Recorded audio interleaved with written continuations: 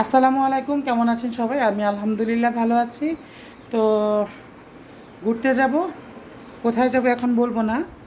এখন রেডি হচ্ছি বলতে ড্রেসটা পরলাম, একটা কালো ড্রেস আর সুন্দর একটা ওড়না।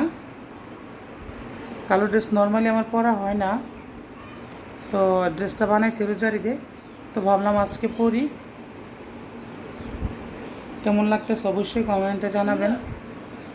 আর একটু সাজুগুজু তো অবশ্যই করব, সাজুগুজু করে রেডি হয়ে তারপরে কথা হচ্ছে, তো সাথে থাকেন। তো এই যে আমি রেডি, এখন গাড়ি আসলে চলে যাব নিচে।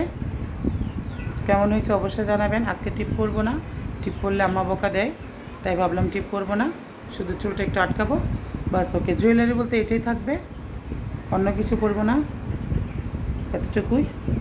তো সাথে থাকেন, কোথায় যাই সেই পর্যন্ত। ওকে। তো এই যে এখানে গাড়ির মধ্যে বসে গেলাম, আর বসে বসে মানে গাড়িটা কখন ছাড়বে সে আশায় বসে আছি।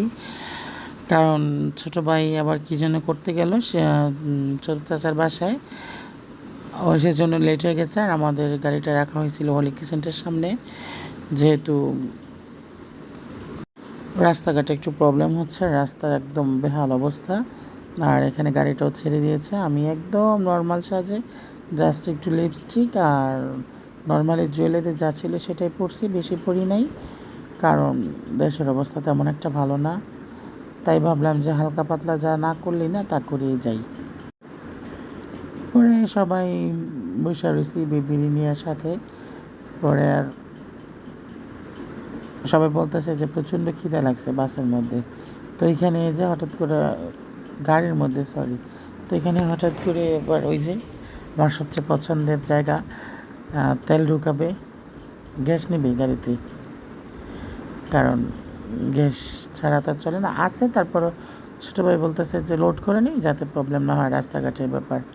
তো ছেড়ে দিয়েছে। আর যেহেতু ওইটা সম্পূর্ণ একটা নতুন রাস্তা, আমি এই রাস্তায় আর কখনো যাই নাই কোথাও, এই ফার্স্ট টাইম। নানুর বাড়িতে একবার গেছিলাম, তাও মনে হয় 10-12 বছর আগে।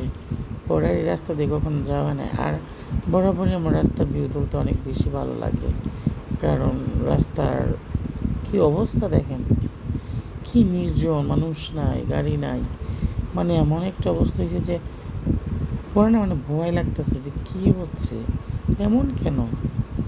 এমন শহর তো কখনো চিনি নাই, দেখি নাই, এমন লাগে কেন? আসলে অনেক কিছু বলতে ইচ্ছা করে, আবার পারি না।